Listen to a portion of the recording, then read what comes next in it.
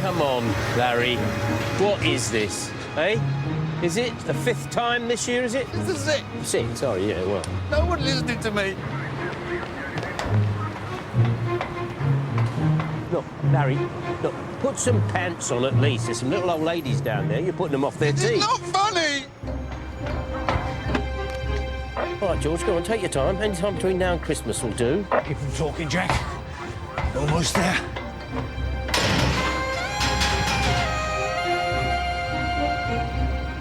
Well, Larry, what is it then? Is it the old National Health Service again, is it? Bloody NHS.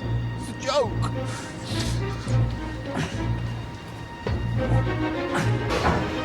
They cancelled my appointment again. Again and again. I just can't take it anymore. No, Larry, now. No, listen. Oh, dear. Look, Larry, I can't stand heights. I'm not very good at all. You see, so if I get a nosebleed, you're going to have to rescue me. That's a turn-up. There is nothing that we can't fix.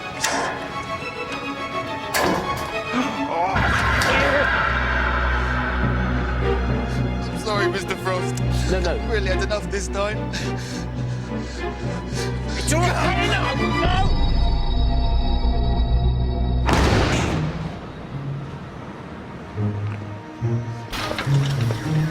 Larry, you scared the hell out of me. Anyway, don't you worry, son. We'll soon have you sorted. Sir, Yeah. Sergeant Toolan's been hurt. What? Oh, blimey, look at you. I'll leave you alone for 5 minutes and look what happens. I'm just getting old. And clumsy. Mullet's out there, clucking like a mother hen. Oh, God, don't let him in. Tell him I've died, gone to heaven. Heaven is not going to be an option for the likes of you and I, George.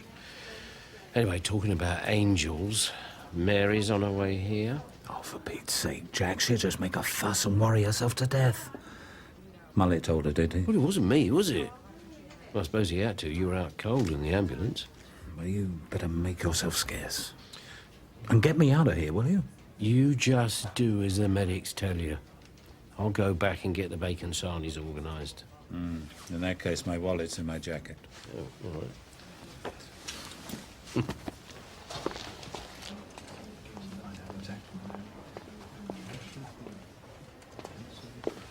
Hello, Mary. George is asking for you. Hello, Jack. I might have known he was with you when he got hurt. We need to talk. George Toolan could have been seriously injured. And the fire officer's report says that you released your safety harness to try to reach the man on the ledge. Have you no sense? I didn't realise they'd put up a jump mattress, did I? Anyway, I thought that I was the only chance he had. Well, you could have been killed. Yeah, well, I wasn't, was I? Anyway, George was just unlucky. He'll be all right. He's a tough old boy, isn't he? Jack, you have broken half a dozen guidelines again. Now, it's me and the chief constable who'll be taken to court for breach of health and safety regulations. Oh, health and... Look, here... it's what we do. It's the job. I want a full report on my desk before the end of the day. Yes, sir. You missed some dry rot in there.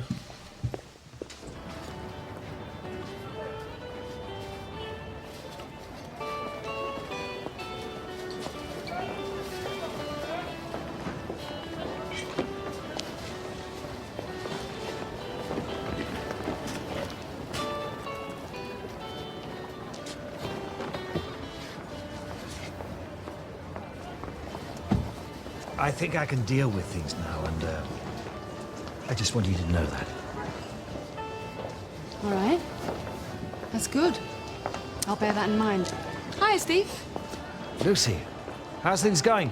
I'm supposed to go and sleep over at a friend's tonight. Mum's car's broken down, so she won't let me go. We can talk about this later. Helen, look, if it's any help, I could take Lucy. That'd be cool. I'm not sure that's a good idea, Lucy. Honestly. No, your mum's right. Not really appropriate. My fault. Sorry. Another time, perhaps.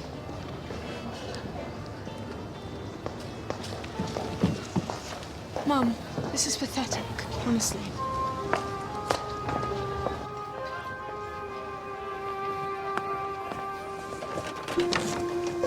I thought you were told to keep clear of Helen and Lucy. Mind your own business. They don't need your kind hanging around them, Markham. You may think you're some kind of do-gooder, but to me, you're just a pious bastard who thinks he's better than everybody else. I will do what Helen wants me to do. You stay out of it.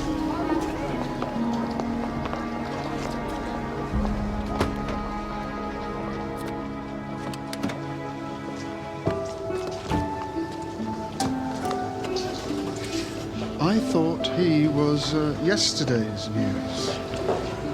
He might get himself sorted. Maybe we'll give it another try after that. He's never been good enough for you, Helen. None of them ever are they? Ah, Treat. There you are, just a minute. Where does George Toolan keep the monthly swag figures? I don't know. Well, where should I look? I don't know. Well, if you were me, where would you look? I've no idea. Well, thank you very much. You've been very helpful, Trig, I'm sure. Oh, how is George, by the way? He's fine. I really need That those... was some fall, that was. He could have been killed, you know. Yeah, thank heavens for all that rubbish that broke his fall. Look, I need... None of us are getting any younger, you know. No, not standing here, we're not. Come on, chop, chop.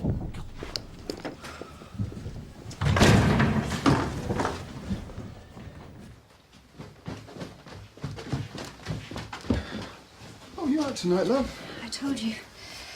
Sheila Brackley can't do the flowers for the church festival, so I said I'd go down tonight and make a start. Yeah, right, no, I've forgotten, yeah. I'll probably be finishing late, so don't wait up when you get back. No, all right. I saw Steve Markham today. He was chatting to Helen. Oh, yes? Yeah, I thought it was all done and dusted between those two. And Helen says she still fancies him. You didn't say anything, did you? Well, she's your sister. What am I supposed to say? He's trouble, that's all I know. It's her life, Bill. You should talk to her, huh? And Helen can be a difficult woman when she wants to be. We can't interfere. She can look after herself. But bye.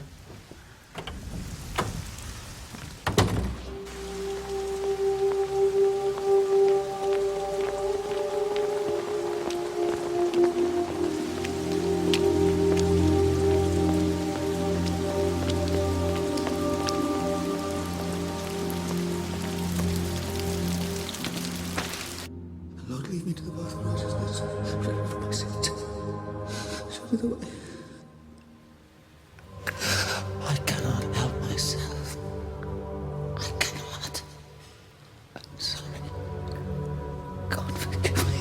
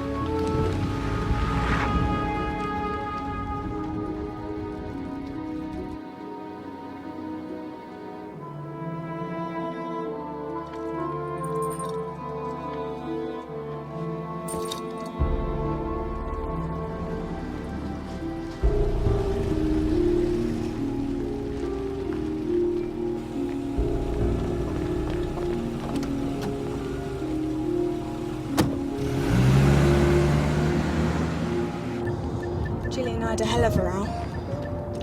About what? That boy I fancy screwing around. I mean, she's supposed to be my friend. How could she say those things? Maybe the boy isn't what you think he is. So what? It's my decision if I'm going to go out with him or not. You should know how that feels with you and Mum. Steve, I'm sorry. I didn't mean it like that. Thanks for coming to get me. Your friend's probably just jealous, that's all. Careful! Sorry. You all right? Yeah, I'm fine. I just had a couple of beers, that's all. Steve, I shouldn't have called you. No, don't be silly, it's fine, really. I'm really glad you phoned.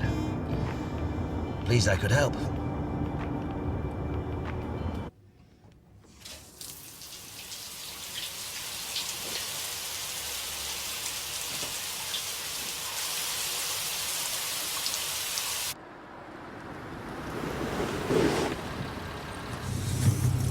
Thanks again, Steve.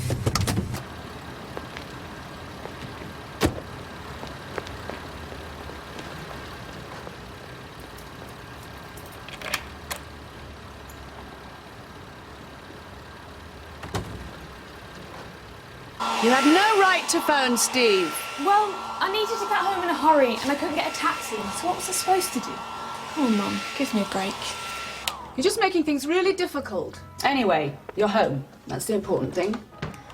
She thinks I'm just going to forget what she said. She's got another thing coming. It'll blow over, you'll see.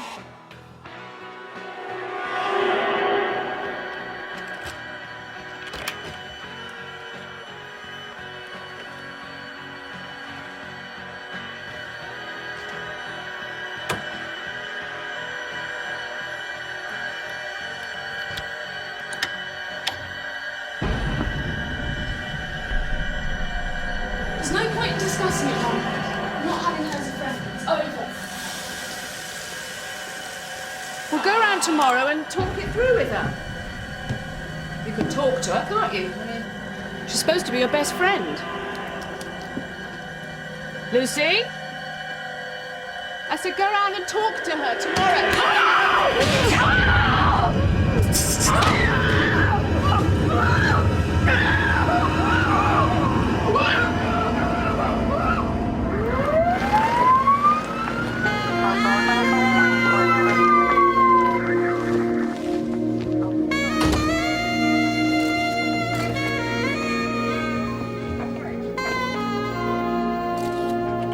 What's happening, Bennett?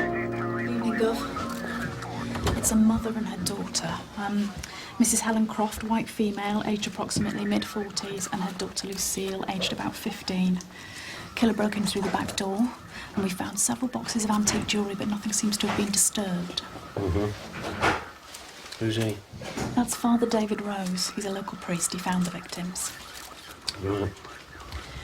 He stayed up there with them until we got here, so that's from the killer. Just follow the blood trails, Inspector. What do we got then, Doctor? The daughter was found in here.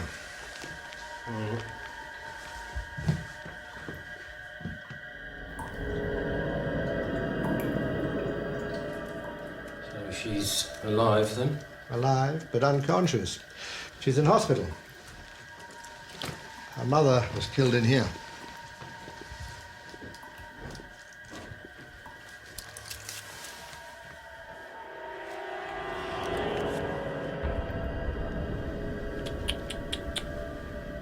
That's savage, that is.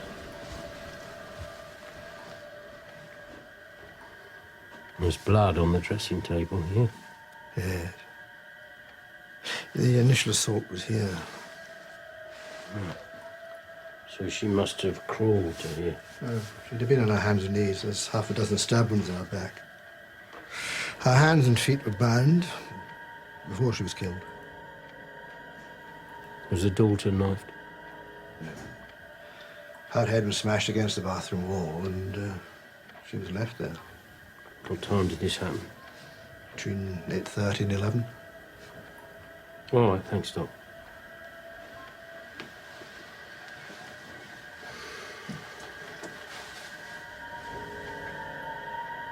I couldn't stop the bleeding. I held her, but I couldn't do anything. Helpless.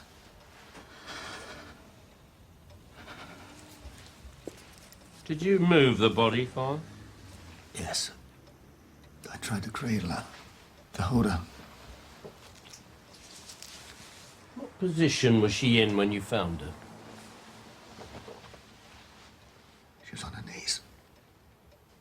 What, facing the dressing table?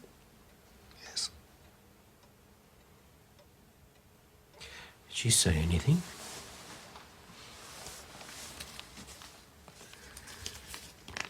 About what time was this? About 11.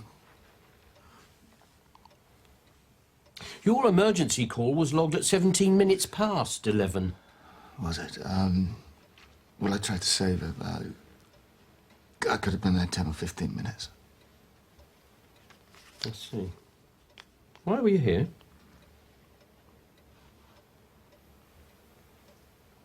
Father, why were you here at that hour? Well, I was passing on my way home, and I'd been to see one of my parishioners who was ill. I heard the alarm. Oh, Ellen. I couldn't save her. I tried, but I couldn't. You knew her then? Yes. When I was upstairs, I couldn't help noticing that she was a Catholic. Did you give her the last rites? Yes, of course. Why did you hesitate? She'd been excommunicated. Oh. Why was that? I'm sorry, I can't tell you that. That's privileged information.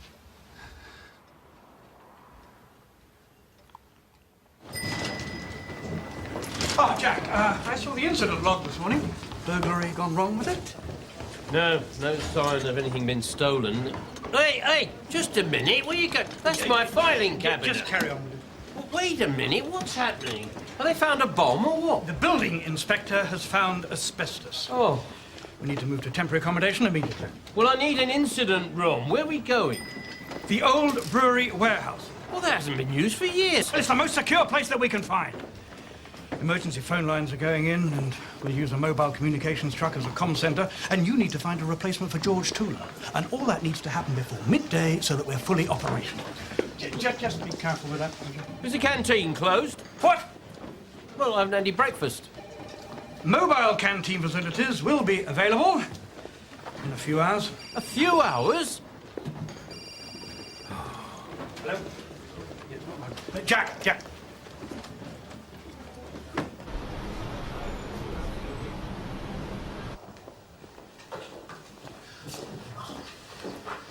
Your sergeant's still in theatre. It's a brain aneurysm, a hemorrhage. It was from the fall, I'm afraid. Can develop after an accident. That's why we kept him in. Is his wife here? She's in the relatives' room. I'll let you know how he gets on. Yes, all right. Thank you very much. Thank you. Well, I better have a word with her. We just don't know you leave her, Jack. I'll keep you posted. You get back. There's plenty to do. But go on. Oh. I don't think now is a good time for you to talk to her. Do you? No. Yeah, perhaps you're right.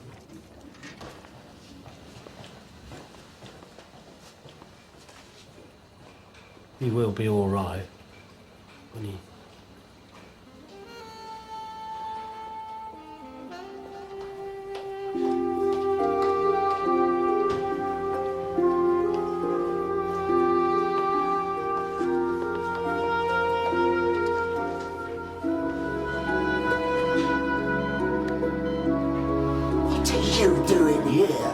Bill, I wanted to see Lucy. You're not welcome here, Steve. Do you have any respect? You keep away from us. For God's sake, Bill, you've got to let me see her. You caused my sister a lot of unhappiness. That's not true. I don't want to see you here. Look, you can't just cut me out like this. I don't know what to do. You leave this family alone is what you do. You have to leave. Come on now. I've got to know if Lucy's going to be all right. Has she said anything yet? Have we any idea who might have done this? What's wrong with you people?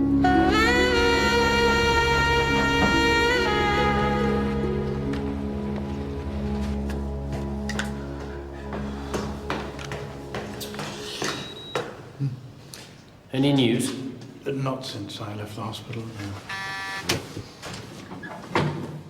So, are we managing here? Yes, just about. I feel as though my right hand's missing. Yes, of course. And now, Jack, the Chief Constable has requested the National Crime Faculty to recommend a forensic psychologist to work with you. A profiler? Yes. Look, I don't need someone juggling smoke who's going to try and tell me who the killer is. If you want to spend money, get me some more coppers. You know, I need to put a team in place. Well, it's been decided. Who's replacing George? Razor. Razor Sharpe. D.S. Sharpe? Of the Surrey force? Well, isn't he a bit of a... Plodder, yeah. Double checks everything. That's just the sort of person that I need. Besides that, he's had a similar investigation on his patch a couple of years ago. Well, very well. Jack, please remember, the forensic psychologist is here at the Chief Constable's behest, so, don't forget your table manners.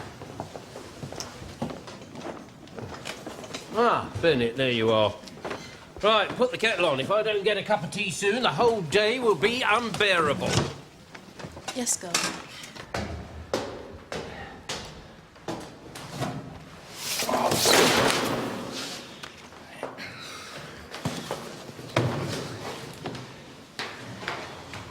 Let me help you with that. All right, thanks. If I drop more of these, do you stay around to help pick them up? If it's in a good cause. Actually, maybe you could help me. Depends what you're after. Inspector Frost. Now, there's a coincidence. See if you can find my fish, would you? Ah, right, no, that goes in the basement, that.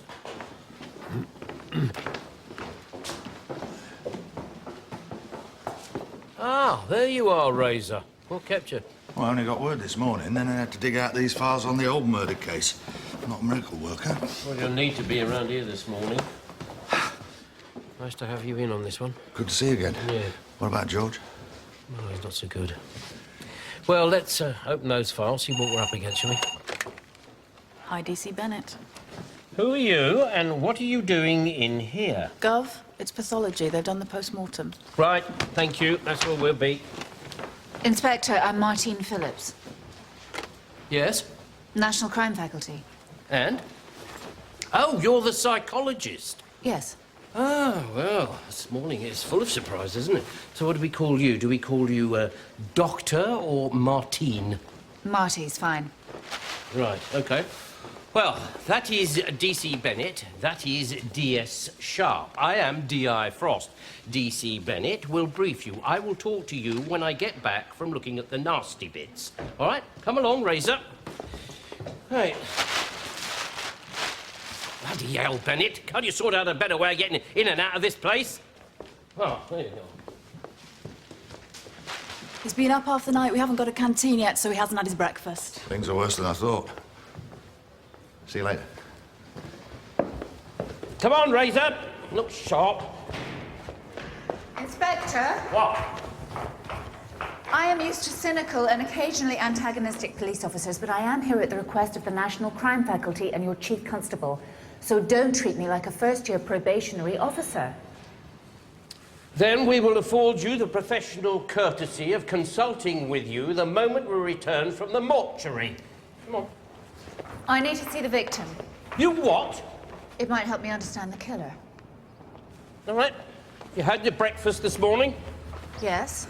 You're lucky. Don't lose it. She'd had a pregnancy terminated. When? About 12 weeks ago. And as for this attack, there are defensive cuts on the victim's hands. Maybe she was trying to get past him to get to her daughter, then. He could have been tormenting her. Yes, I think it could well have been a tormenting action. Stab wounds indicate a single-edged knife about 12 centimetres long. How much is that in old money? About 5 inches. 5, thank you. There are no signs of violence to her face, which means he probably ordered her onto her knees. I mean, he didn't knock her down. No, but there are these marks on her forehead, possibly from the killer covering her face with his hand. And there are burn marks from the carpet on her knees and on her forearms up to her elbows. No sign of any sexual assault? No obvious sign. How many times did he stab her? 7 wounds in the back, quite savage blows. And rapid? You think it could have been done in a frenzy? Yeah. Almost climactic? What, you mean like he was having... Having an orgasm, yes. This was a sexual attack. Where did that come from? You don't know that. Yes, I do, Inspector.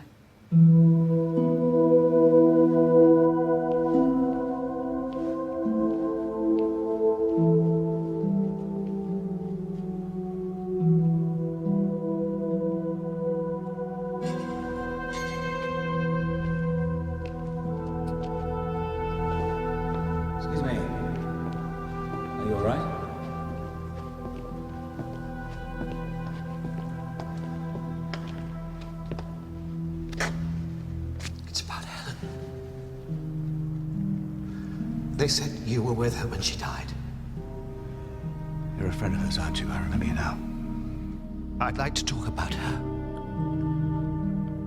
About what happened to her.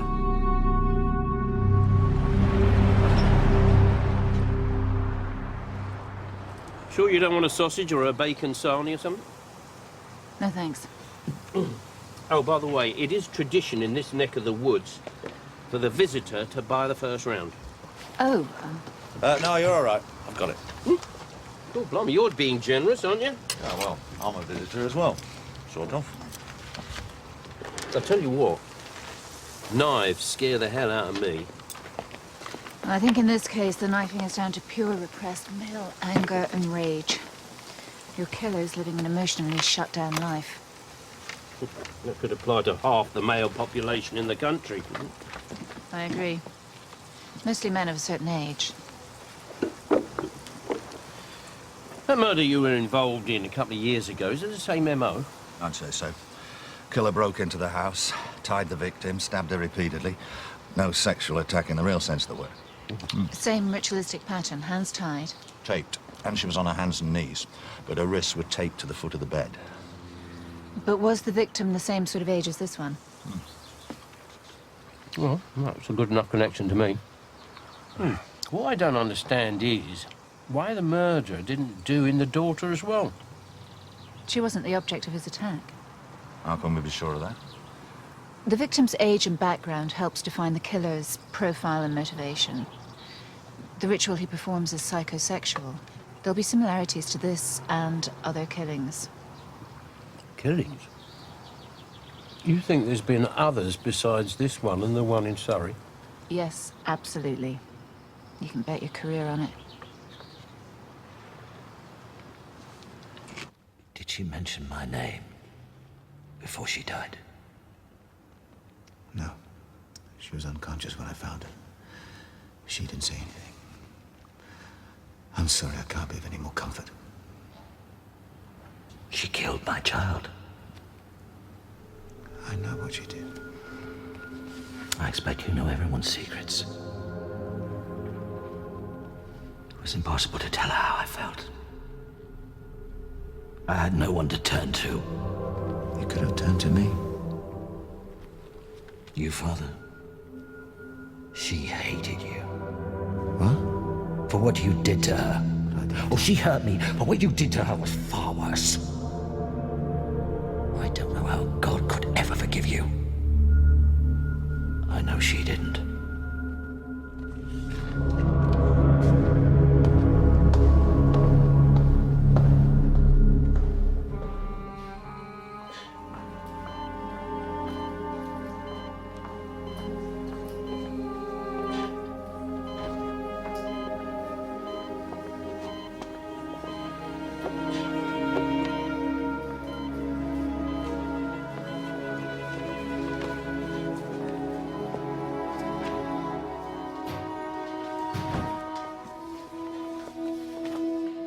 We don't have any children of our own, which is why Lucy is so important to us.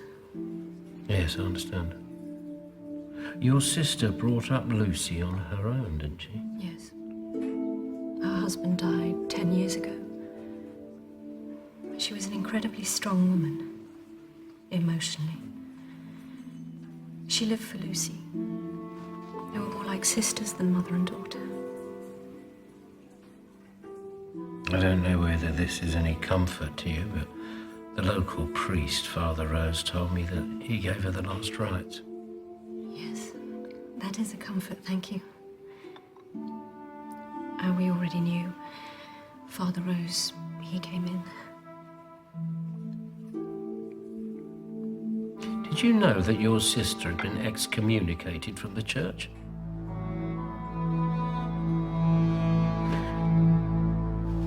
The dead woman's body was tied in a manner of supplication. He wanted to degrade her. I think it highly likely this man has killed in a similar manner to this before.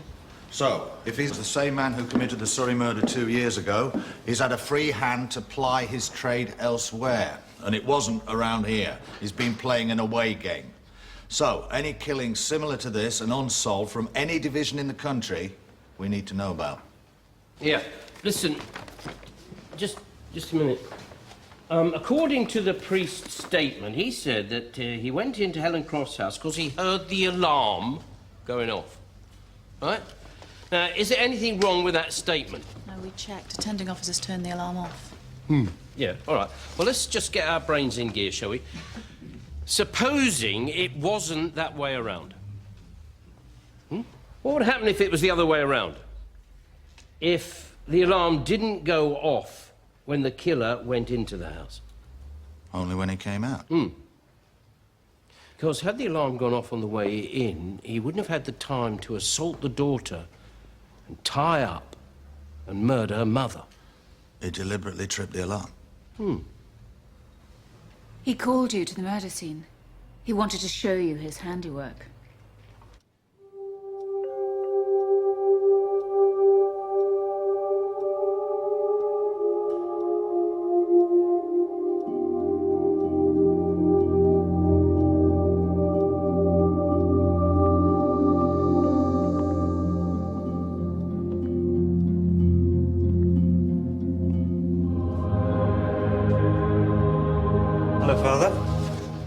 Doing your rounds? Yes, I thought I'd put my head round the door, see how Lucy is. Is that all right? Of course.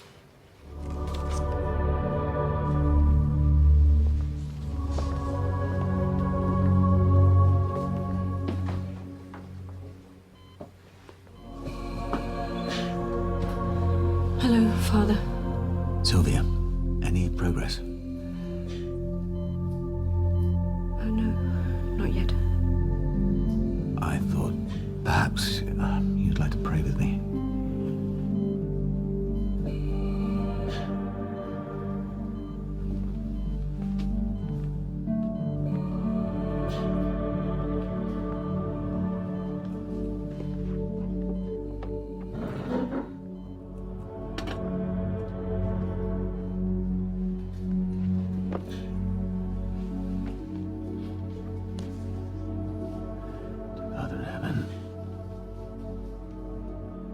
Darkness of our despair, let nothing disturb thee, let nothing dismay thee. The police said you excommunicated her. They told you that? Do you know what that must have done to her? Do you think I didn't feel her pain and her sorrow? To be cast adrift without the comfort of the Holy Mother Church. Do you know why I did it? She was my sister. And you know I had no choice. You went to the bishop. What else was I supposed to do? She trusted you. You betrayed her. I did what I was obliged to do. Was I supposed to fail in my duty? You hypocrite. We both are. Why do you get involved in cases like this? It's my professional life, Inspector. What? Getting inside the head of a vicious killer? I suppose it's a bit like going down a dark alley without a torch. Oh. So you get a bit of a thrill out of it, do you? No, Inspector. I'm going warily into uncharted territory. That's what attracts me to forensic psychology. The jigsaw pieces of a killer's mind are not neatly defined, although their behavior sometimes can be predicted. A case like this presents me with opportunities I don't intend to miss. I'll see if I can help DS Sharpe. Yeah, I would. Needs all the help he can get, he does.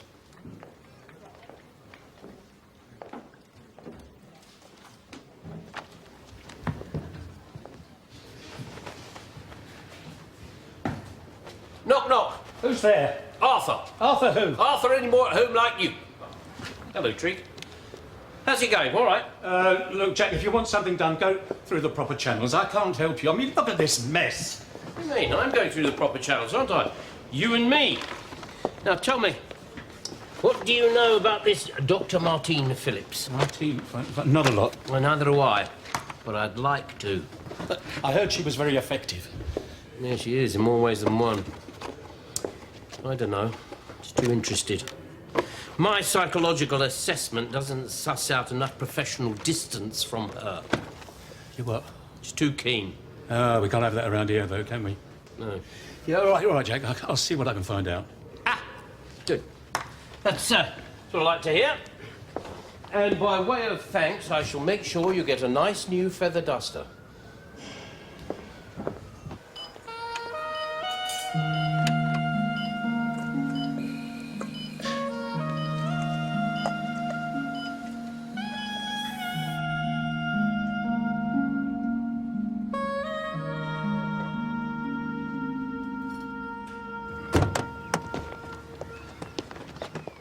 Oi, this Marty Phillips, the good doctor sent to smooth psychological balm on our troubled brows. What about her?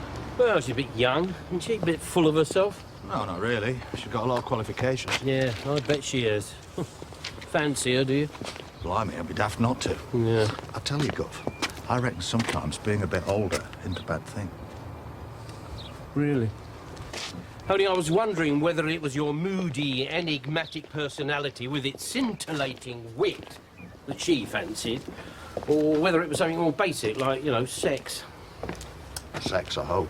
Well, yeah, we all live in hope. Now, listen, if you do manage to hit the jackpot on the psychologist's couch, as it were, try and do it outside of working hours. She is the hired help, after all.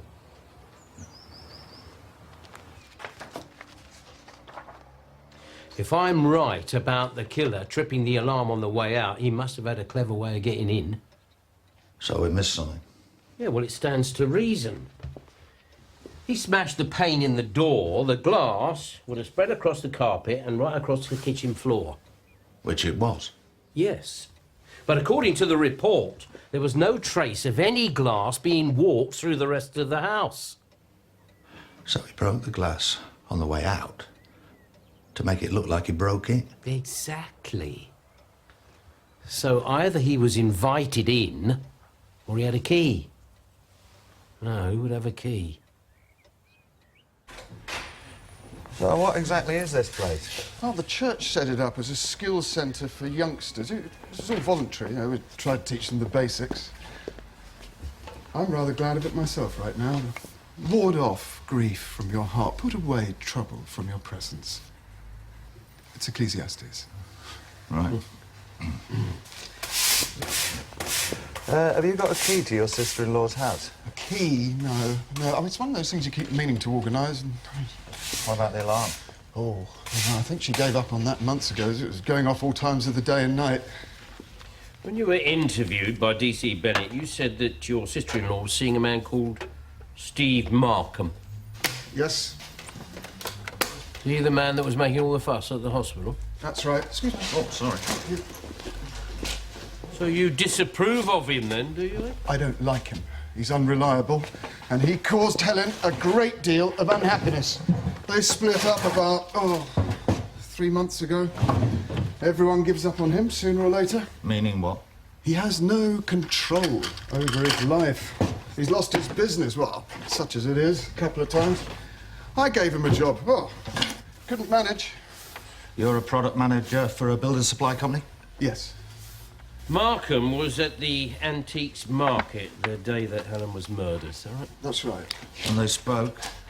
I didn't hear too much, but, Lucy was going to sleep over at a friend's that night. She needed a lift, and Markham offered to take her. Now, Helen definitely said no to that. So Lucy wasn't supposed to be at home the night that Helen was murdered? Well, I suppose not, no. Did Markham have a key? Well, probably. But you know she had other relationships. Other than Markham? Well, over the years, yes. She was an attractive woman. Was Markham jealous? Well, perhaps. He was fairly abusive at one stage, I do know that. Right. Thank you very much. Why did Helen Croft chuck you?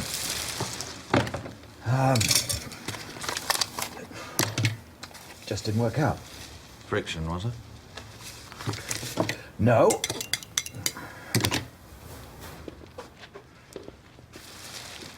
We were working things out. You got on all right with Lucy, though? We got on well, yes. You fancy her, did he? What? Well, could your attraction to Mrs. Croft's daughter be a reason for the friction between you? Oh, for God's sake! Is that why you split up? Because you were coming on to the daughter? No! Well, when you were at the hospital, you were trying to get in to see her, weren't you? It was a bit pushy. No, don't deny it. I saw you. I was there. Bloody hell. You people. I knew you were going to try and implicate me in this. Why would we want to do that? Because it's what you do. You've no idea what this is doing to me. Yes, I liked Lucy very much. She's a great kid, but I would never dream of harming her or Helen. We never asked you if you did. It's what you're implying, isn't it? The family didn't want you hanging about either. There was a chance that Helen and I might get back together again. The family didn't want that. I don't care about that. All I want now is to see that Lucy gets through this. Did you have a key to her house? No. We respected each other's privacy.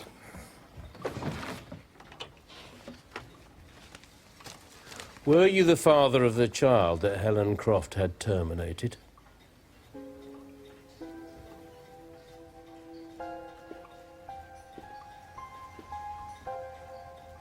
Did you want her to keep it? Yes. But I knew that she couldn't. It was too dangerous. Medically speaking, I mean. But you were upset? Of course. Angry? No. Just sad.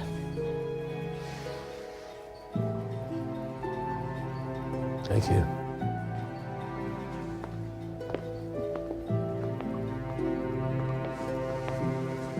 Well, what do you think?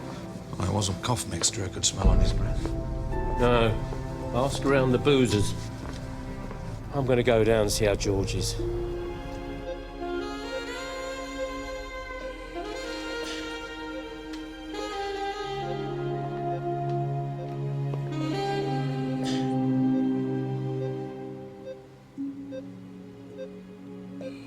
Come on, George.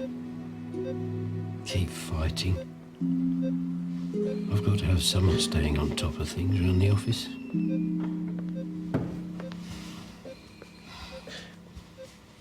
I've been a copper's wife long enough to be tired of it all, Jack. I can understand that. My George isn't an ambitious man, is he? But he's a decent one. And he does the boring, everyday slog a copper has to do. The bit people don't see. Yes, I know. You're the one who cuts corners. Is that what happened up there, then? Is that why he's here? He was doing his job. The doctors have told me there might be a risk of infection. They said I should know that he could die. It may sound spiteful, but if that happened, I would blame you.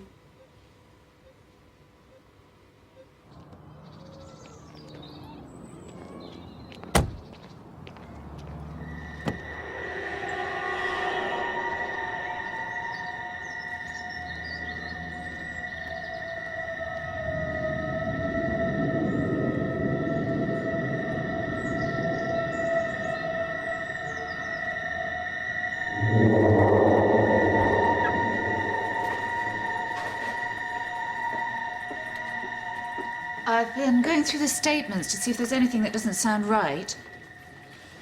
You know what I can't understand? Is that if Helen Croft was dying, She must have known that her daughter was in the other room, badly injured, so why wasn't she crawling to get to her? It's the most natural thing in the world to do, isn't it? Obviously, she was trying to tell us something. Well, obviously. What was so important about that dressing table? I'm going back to the statements. Yeah, go on, you do that.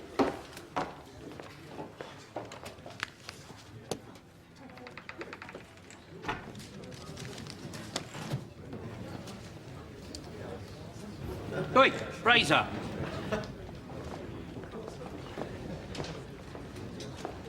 What you got? That's new, isn't it? Well, I thought it was about time I brightened things up a bit. You look like a Belisha beacon. Well, you've got to give yourself the best chance you can, I reckon. Having dinner with her tonight. You what? She's paying. Wants to get the feel of the Surrey investigation. Well, as long as she doesn't get the feel of something else, because she'll be the one that needs psychological help. All right, come on, what you got? Restaurant says that Markham was there pretty much about the time he said he was, but one of the waiters is off today, so I've got to double-check that later on. All right, go on, what else? Lucy Croft left a friend's house sometime after 9. She couldn't walk home from there. We're going to check if she had a mobile, chase it down. Mm-hmm. What about our Father Rose? What about him? Well, he was the first man on the crime scene, covered in the victim's blood. He's holding something back. I don't know what yet, but I know he's telling porkies and priests shouldn't do that, should they? You think Father Rose is in the frame for this? Hmm? Yeah, well, why not? Right, thank you. Forensics found black cloth fibres caught against Helen Croft's skin. Yeah, well, Father Rose says he moved her and tried to comfort her. Yes, but how do you account for the fibres being on her skin under her nightdress? So, was our dear father compromising our crime scene by comforting the victim, or was he giving a completely different meaning to giving her the last rites?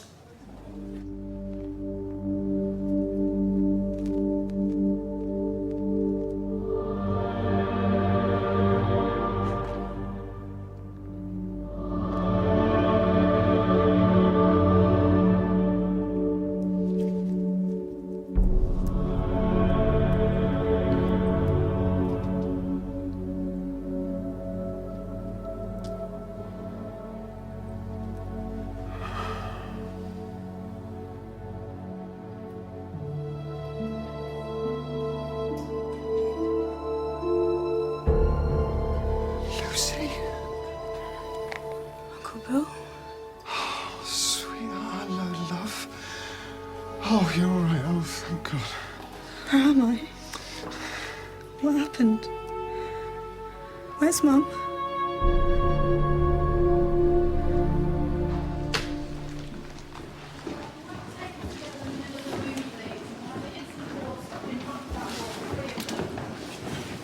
Bring those over here. Boy, what's going on? What's going on? Your request for a national search for similar murders established other killings in 3 different police authorities. 3? Over a 6-year period. How many murders? 5. 5? My God, she's right. We've got a serial killer on our hands. Sir? Yes? Lucy Croft has regained consciousness. Right, thank you.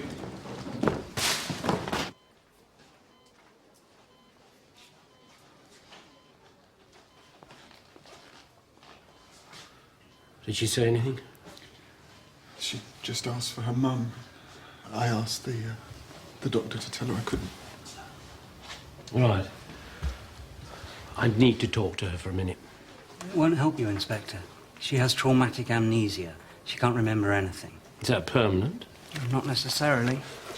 But it might not be a bad thing for her if it was.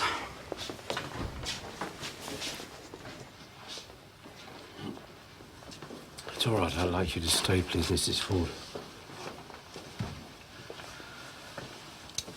Lucy, I'm a policeman, and I need to ask you if you saw or remember anything that could help us.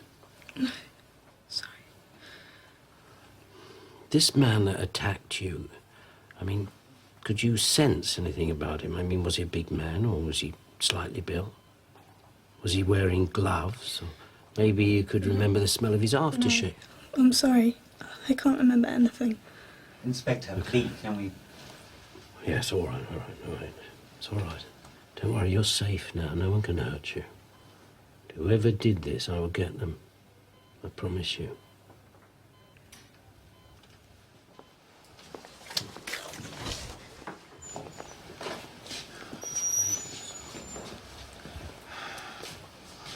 Let's face it, Inspector, people who do this just disappear into the night until they kill again, and the odds are on their side. How many killers are out there? How many will ever be caught? This one will be. Then let your light so shine before men that they may see your good works. I don't think I know that one. Matthew chapter 5, verse 16. And if we all look to our faith, you will be shown the way. It will be lit and you will see.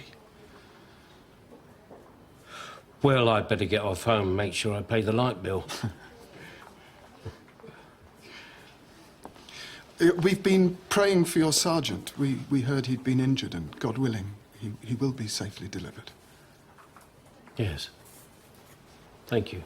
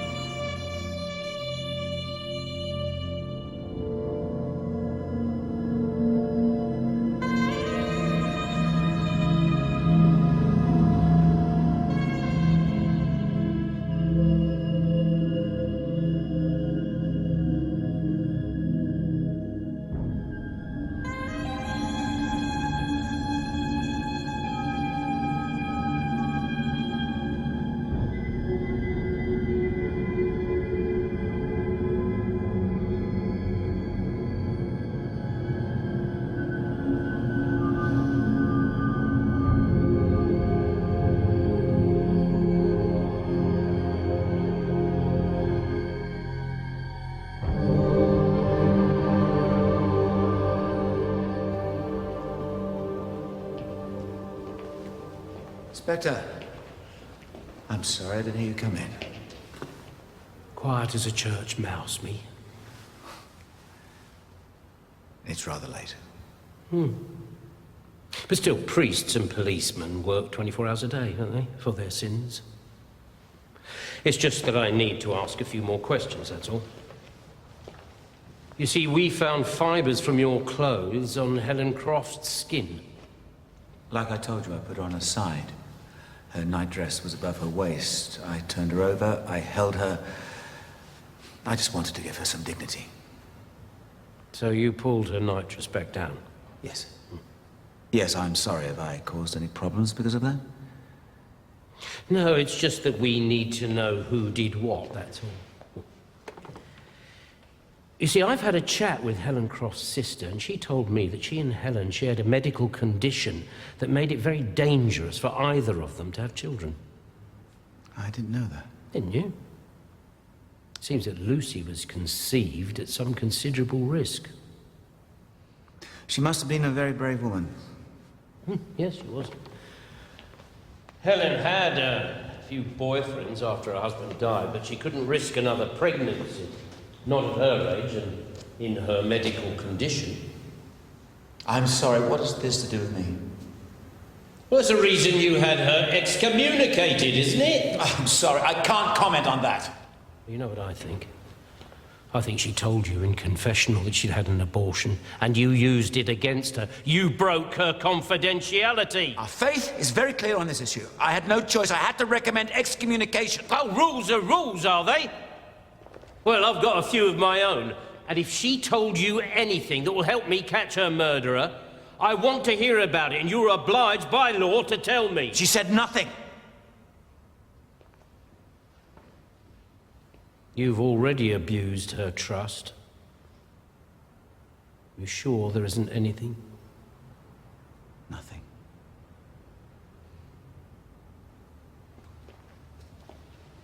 You know what, Father? If it had been anybody else other than a priest who messed up my murder scene, covered themselves with blood and marched it all over the place, I would have had him charged by now.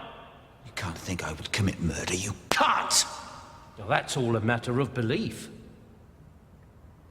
Yeah. Oh, and evidence. There's something you're not telling me. So if ever you feel the need to unburden your own soul, my confessional is open 24 hours. Every day, including Sundays.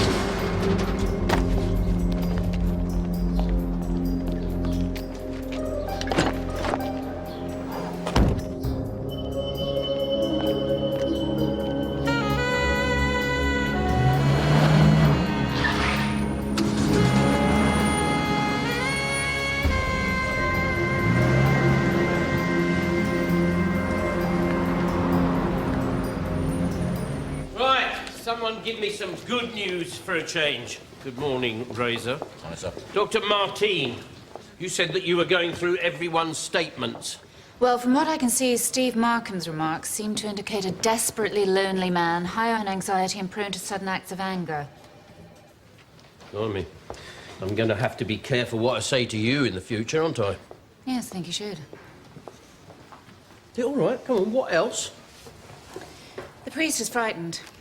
Guilty of something. Everything he says about not being able to save her. He's taken the blame on for something, and it's almost a sense of him projecting his own fears that he can't save himself. So there's nothing definite to pinpoint either Markham or the priest? This man's planning is meticulous. It's part of his control over his victims. And he's getting better. The more women he kills, he's gaining experience. But what? His killing pattern's altered. This is his 6th kill in 6 years, but with Helen Croft, he's 2 months early. He usually kills in the autumn. Yeah? Me what? Well, either he's getting more ambitious, or this was an unplanned murder. Something extra. Are you trying to tell me that he could kill again fairly soon? Yes. I must see you as very important. I'm worried. You can't expect me to forgive you for what you've done. We have to talk this thing through. I can't see you now. How can I? I'm looking after Lucy. Sylvia. No, I can't. Oh, for heaven's sake, you don't know what's going to happen to both of us if they keep on digging. No, please. We have to know what to say. But these are the areas where the other killings took place over the past 5 years, yeah? That's right. Right. So, what aren't we looking at here? Pubs. No, not pubs. Look there. Churches. Churches, yes. Symbols of light and hope for many a poor soul. I'd opt for the pubs. Yeah, I know you would. But is there any chance that our Father Rose had visited these areas? There's parishes round here. You don't know anything about going to church, do you? Weddings and funerals, mostly. I've had the one, I'm waiting for the other. Yes. No, you see, look, Priests are like doctors, well, they're like locums. So, if our Father Rose had been moving from parish to parish, it would be interesting to know where and when, wouldn't it? You don't want to get Mr. Mollett all steamed up because you're snapping at the heels of a priest. Sharpe CID. Never mind snapping at his heels. I'm the Witchfinder General, me. Transgressors are my speciality. Gov. Bennett followed Markham to Helen Croft's house. Markham tried to get inside. Come on, Markham. Give it up. This was found in the boot of your car. You were doing a runner. You went to the house to try and recover a ring you gave to Helen Croft. Yes. Sadly for you, there's nothing in the house. We removed it all for evidence. I didn't know that. No, of course you didn't. Ah, there you are. Bennett, come here. Bring that over here. Right, put it on there. Right, Markham. This is all of the late Helen Croft's jewellery. I want you to look in there and find the ring that you said that you gave her. Oh, and before you start, I think I ought to mention, we put a few pieces of our own in there just to help you focus your attention. All right? Off you go. Take your time.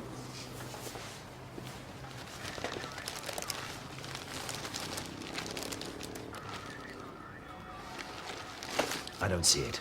No. It all sounds rather lame, doesn't it? I'm having money problems. That ring was valuable. Your alibi's still dodgy, Markham. So what else could you have been up to on the night of the murder? I went to the restaurant, then I went to the cinema. You didn't pitch up for your weekly AA meeting? No, we've checked. And we're not talking about your usual roadside services either. You lied. Yes. Yes! I was frightened. I had a few drinks. Well, yeah, more than a few drinks. I don't remember anything. No, Lucy Croft, she doesn't remember anything either. But that's for a very different reason. You know what I think, Markham? I think that you went round Helen Croft's house to nick the jewellery you knew she kept there. That's not true! No! You're up to your eyes in debt, you're doing a runner. And you know what? The telephone company told me the last call Lucy Croft made was to your number. You were the one who took her home. No, I didn't. It's like I say, you know, I had a few drinks. Yes, she did phone, but I didn't go and get her. Oh, come off it. Bennett, take him down the neck. Look, I didn't do anything.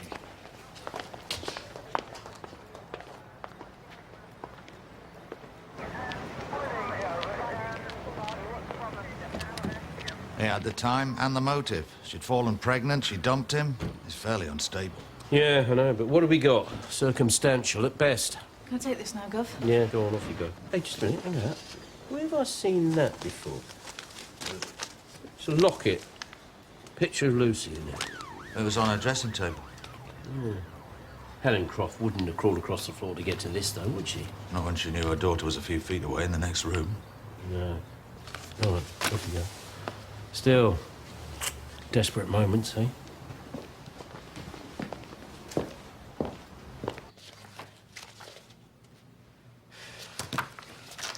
There's insufficient evidence against him, Jack. Well, I'll arrest him for burglary if I've no other choice. Any brief would have him out of custody in seconds on what we've got. We just can't hold him. Unless you think otherwise, Dr. Phillips? He's not your killer. You don't know that. He never gives me a straight answer. You drink as heavily as he does. You live a devious life. He thinks differently. His reality is not ours. Lying is a way of life. Look. He was the one who picked up Lucy Croft on the night of the murder. He might just as well have followed her into the house. Now, I don't need a degree in psychology to work that one out. That's enough, Jack. Well, for heaven's sake. Someone like Markham would leave calling cards, let alone traces of DNA at a murder scene. He's not in sufficient control to be that methodical. You cannot guarantee that. No, but I won't put my reputation on the line to give you something you don't have. Thank you, Dr. Phillips. He stays in the area. We take his passport. It's the best we can do. All right. So he walks. What about round-the-clock surveillance?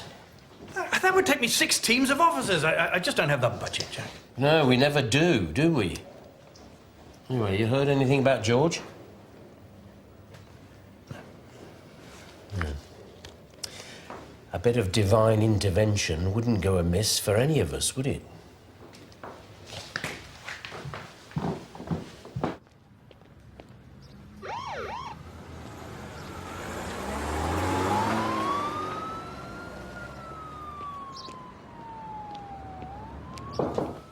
Knock, knock. Who's there? Information received. Do you what? Oh.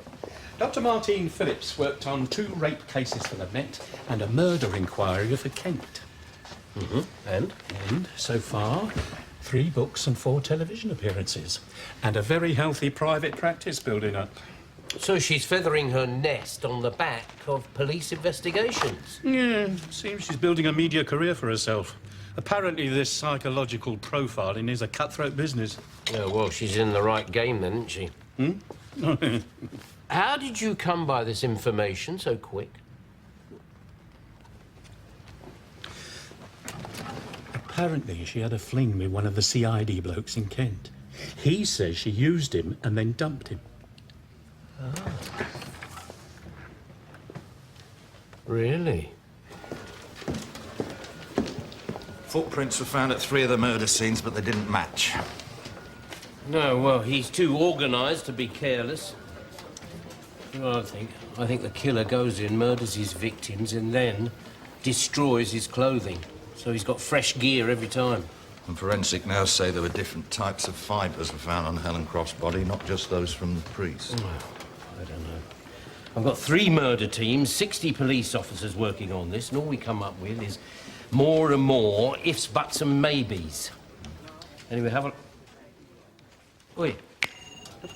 Have a look at this, will you? What am I looking for? Her hair has been snipped. Look at the ridge. So she had a haircut? No, no. Look at one of the other victims. Look, there. Look, a piece is missing. It's been cut from behind the ear. And the other one, another one there, look. Eh? Right. Dr. Phillips, could we have a moment of your time here, please? It's like a trophy. Exactly. Look at this. He's been cutting their hair.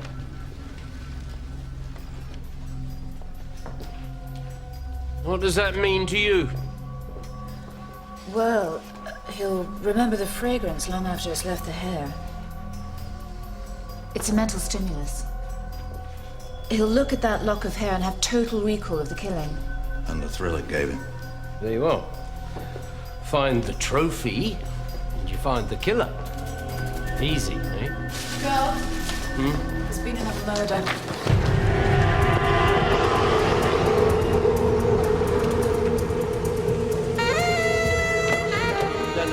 No. This isn't the place for you. I need to see the body. Not now. You get inside when everyone else is finished, not before. What's CID?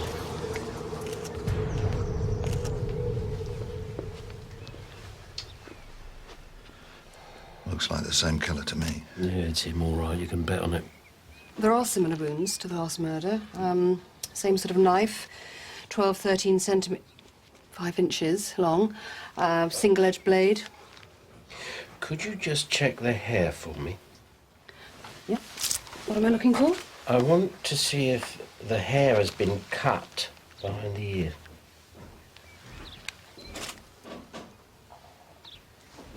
Oh, yeah. This little bit looks as if it's just been snipped. Significant? Yes. Shall I carry on? Yes, carry on, please.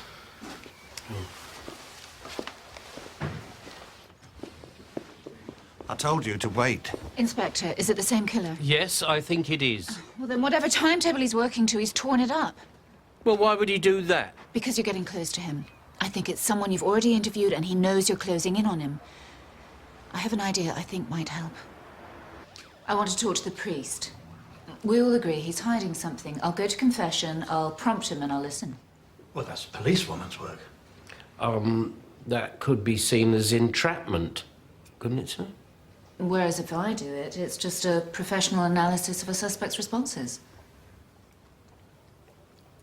I won't have any investigation against the church that cannot be supported by a reasonable suspicion. A priest?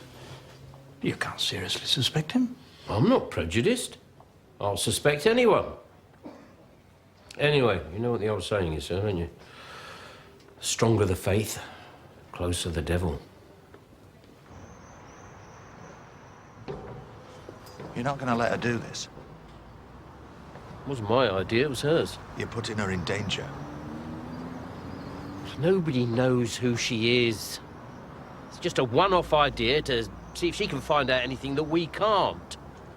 She's a professional. She's been building her career on this sort of stuff. She's helping us with a series of murders, that's all. You know what I think? I think she's doing it for this, for the dosh, for the fame, for the glory. You just be careful you don't end up as a chapter in her life. You don't have to worry about me. Yeah, well, I do. We need decent coppers. You worry about yourself. Anything happens to her, you're the one responsible. The trouble is, there'll be another casualty along the way. What do you mean, George Toolan? For all I know. Well, don't you blame me for that as well? You blame yourself.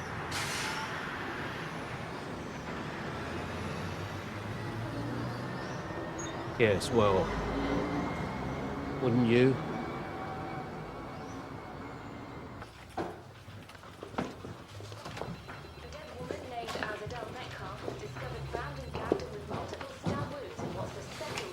Right.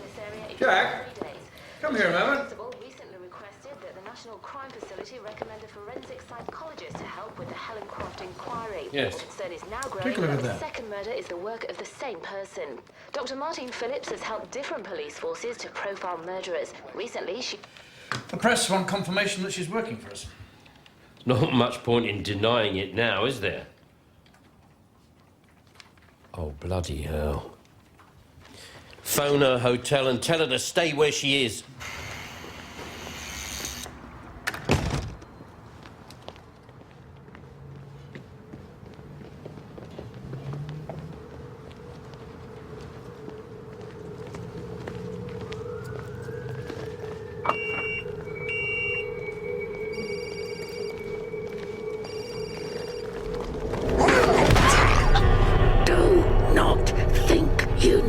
I know what you do. I know where you live. You're too late.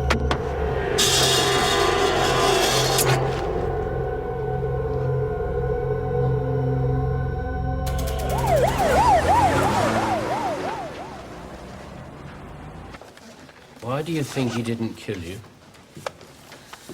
I don't know for sure, but I think it's because I don't fit the victims' profiles. I mean, he chooses when and how they die. He's in control of that. So he was warning you off?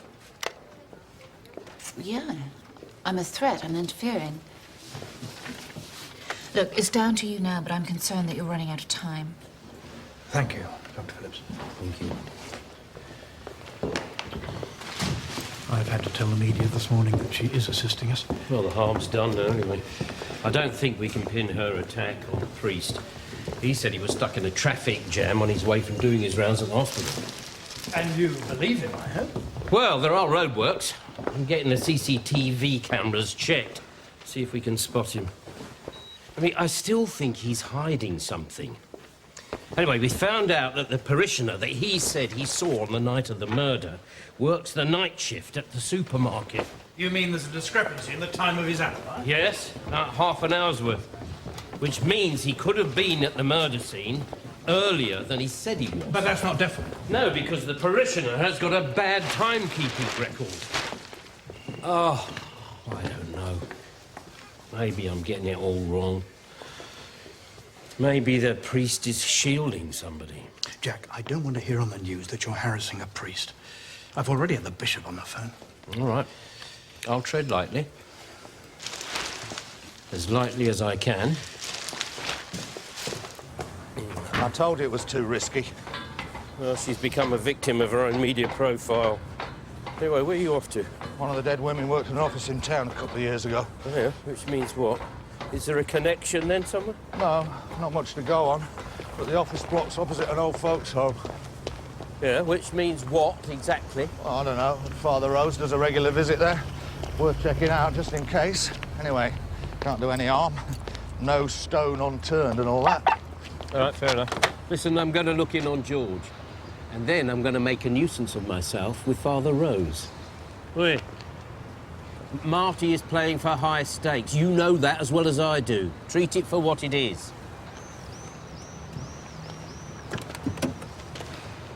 I've got 2 murdered women who are closely linked to 5 others over the last 5 years. I've got 2 suspects. One is a dodgy priest, so I'll have the hell to pay for hounding him. And the other is an alcoholic ex-boyfriend who doesn't know what time of the day it is. The murders are spread over 3 counties, and the killer hasn't left any DNA. On the top of that, Razor has got the hots for the forensic psychologist that's been sent to help us. And she's been attacked and threatened last night. Oh, I don't know. I'm getting nowhere fast.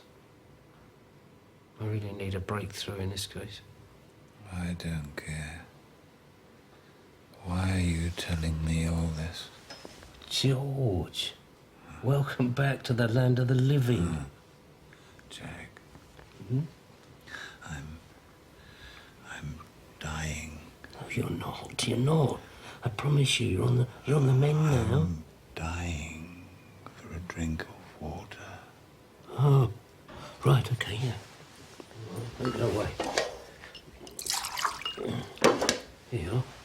Here. There you go. George, careful, yeah? There you go. All right, oi, don't you choke to death, because they'll blame me for that as well. Thank you, nurse. Touch more brandy next time. Next time, I'm keeping you on terra firma. Clear off. I need my beauty sleep. Oh. They should have done some plastic surgery while they were doing that. I'm really glad you're on the mend, George. All right, I'll be off. Some of us have got some work to do.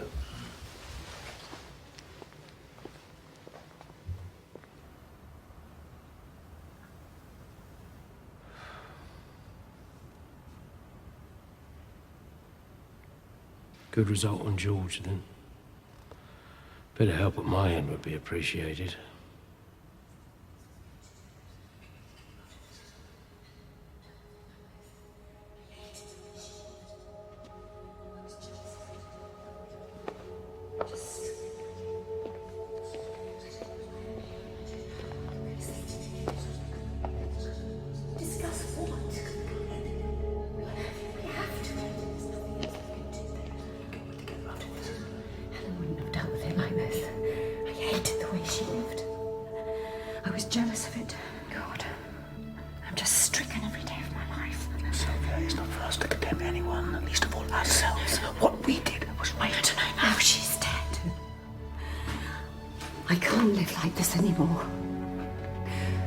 Everything and everyone.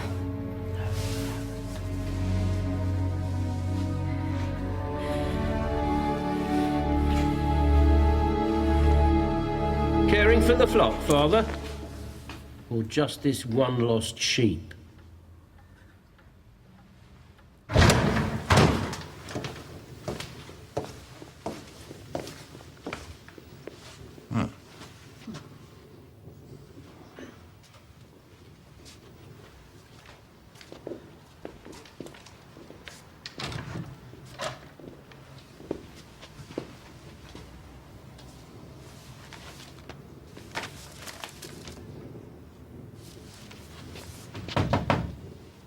This is more than it seems.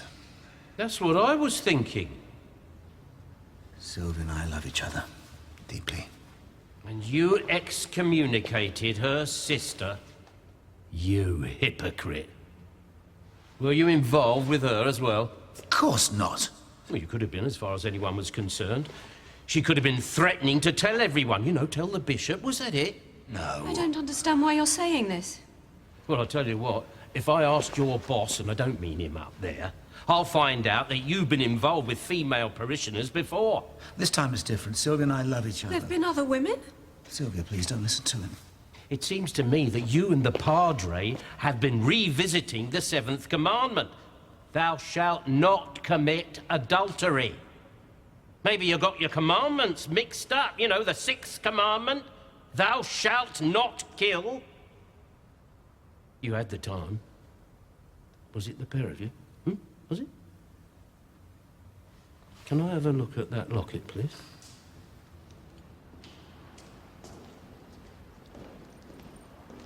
Sir. Thank you. Sir. Your phone was off. Yes, I know that. Your vocational calling won't survive this scandal. I can promise you that. No, where's it? There were empty offices opposite the retirement home. They belonged to this double glazing company. The last victim worked in the same building. The connection is what? Well, it's a bit circumstantial, but 12 months ago, Bill Ford worked as a product manager for the same double glazing company. You can't get a better place for copies of house keys than that. Mrs. Ford, can you come here a moment, please?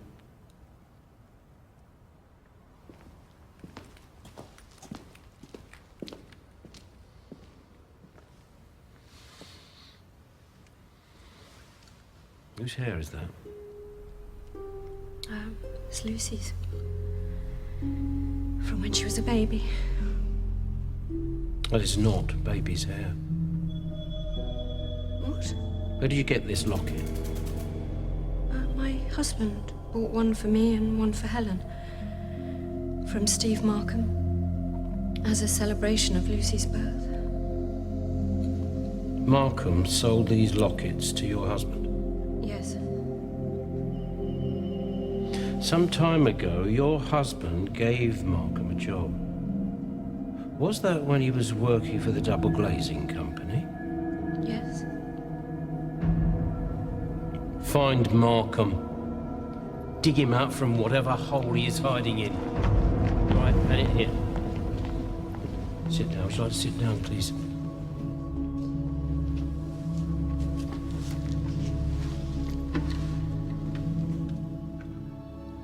Before your sister died, she was reaching for something. And I believe it was the locket that your husband gave her. Why? She was trying to tell us who killed her. Oh, God. I'm afraid either your husband or Stephen Markham has killed 7 women, including your sister.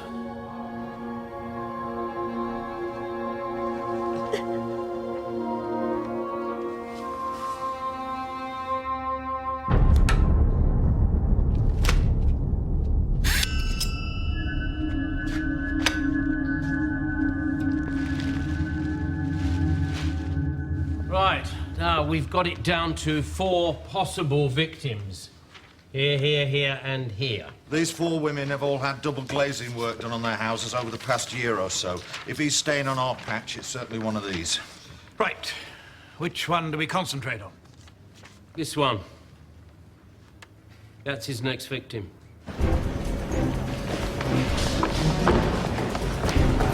What do you reckon, Sarge? I don't see how he would know which house to go for. I think it's a hell of a risk.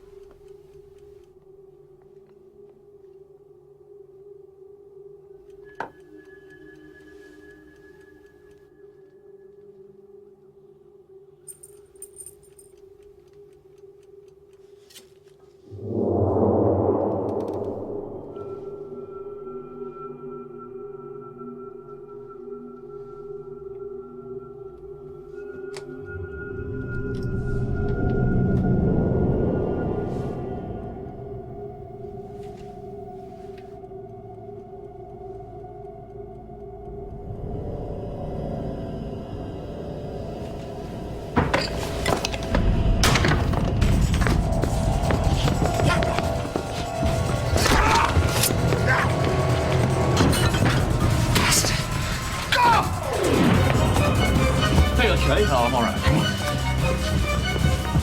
He's outside.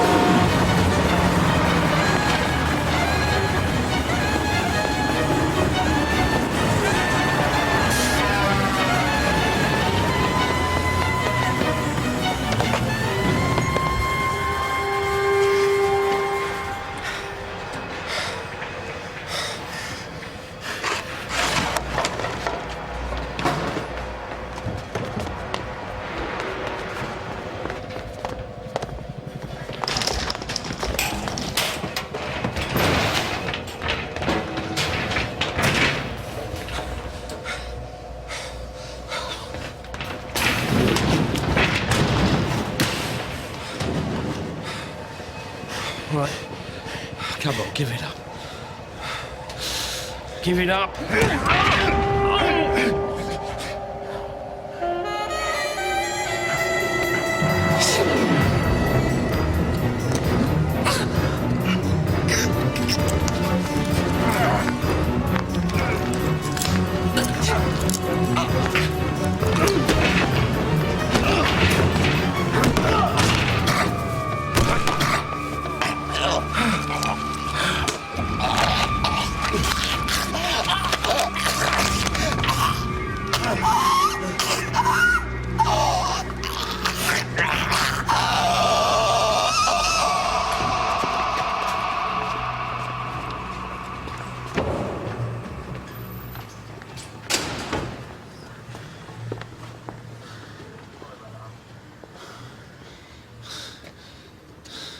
You should be dead.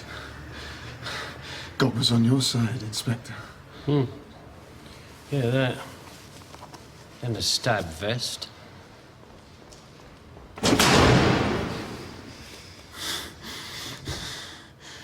spend your whole life being decent, being gentle. It's not what they want. See? They walk all over you. They drown you in contempt. And she rejected me. Frost. The bitch rejected me, but she went with the likes of Markham. So you know you're not good enough, and you teach them. Yeah, you show them. Bitch is what a man can do. Do you understand? No, not in a million years. Frost! Yes? How'd you know? About tonight, how did you know where I'd be? The house is next to this storage yard. It was lit up like a football stadium. Let your light so shine before men that they may see your good works. Your ego. You couldn't resist telling me, could you?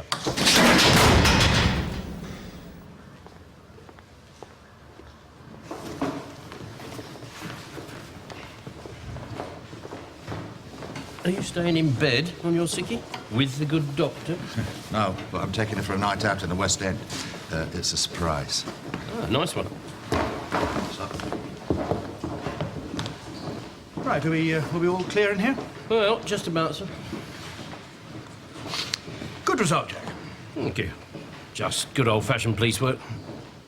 Well, as important as behavioural profiling can be, and as vital as forensic science is, it comes down to the copper on the ground to collate and refine all the evidence. Yes, thank you, sir. It's a fine time to find that. We're moving out. thought everything was going okay between us. There never was anything between us. How could you think that? Well, I thought...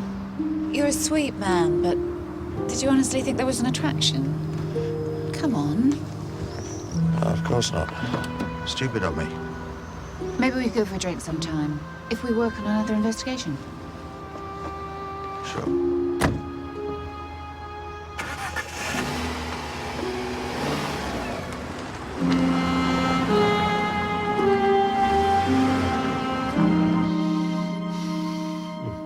Look at that lot, eh?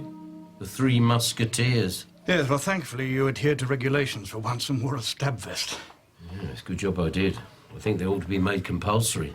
Especially in the canteen, they should. Your hand, it's really bad, is it? Yeah, well, you know, it's one of those things. When it happens, you don't feel a thing, and then afterwards, it's just incessant pain. But like working for you, then. Right, well, I think we better leave George to get some rest. Come along. You're skiving, I know you are. I'll be back.